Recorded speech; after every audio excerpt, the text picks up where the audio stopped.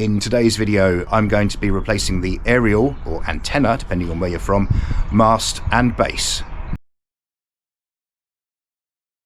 Hello and a very warm welcome to another video from Auto Night.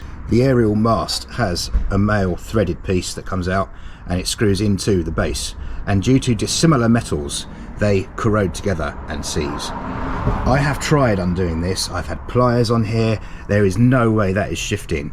In fact, I've even damaged the plastic or rubber, whatever it is, in my efforts to remove it. And it can cause a problem when you're trying to remove the front panels, because you have to lift this panel section right over the aerial, and that's not ideal. I have the parts right here, genuine aerial mast, part number, and a genuine aerial base from Mercedes-Benz. To begin, this little trim has to be removed. We simply remove this inner peg and the other part of the clip is free. This is then removed. Ordinarily you'd unscrew this and this would come off much more easily, but we have to lift it up over here. I'm probably going to snap this off or cut it off, one or the other, because I want this out the way for ease of removal. This is a T30 and this a T25. This one holds this scuttle trim in position to here, and this one holds the panel to the tritium. There's a spacer behind there. It's important you don't lose it. And here is the spacer. It's important not to lose it, as that spacer prevents this bolt from crushing the panel. That snaps neatly off, as I expected.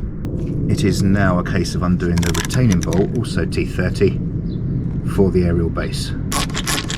There is enough clearance to move this and get the aerial base through this hole in the panel, then we can disconnect the coaxial connection. That came undone quite easily. I was expecting that to be seized.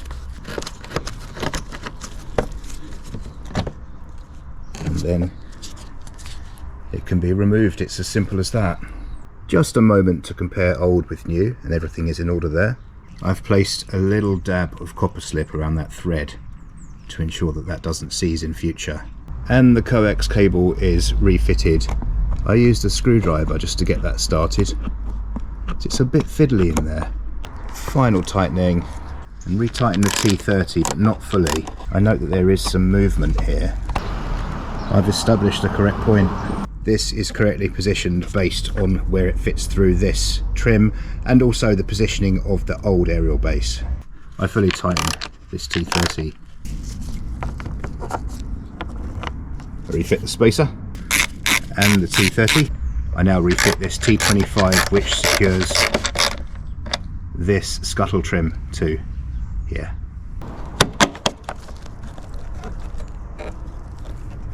Refit this trim.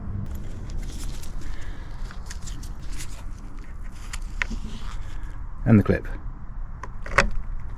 I chose a genuine aerial from Smart because I wanted the aerial to be the original length and the best it could be.